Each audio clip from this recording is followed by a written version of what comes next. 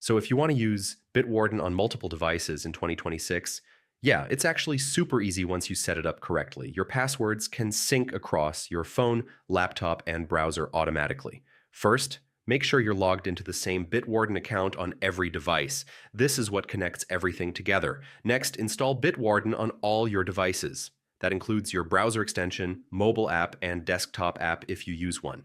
Now open Bitwarden settings and make sure sync is enabled.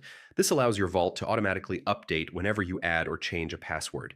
Add a new login on one device, then check another device. If everything is set up correctly, it should appear almost instantly. Next, turn on autofill so Bitwarden can automatically fill your logins on websites and apps across all your devices.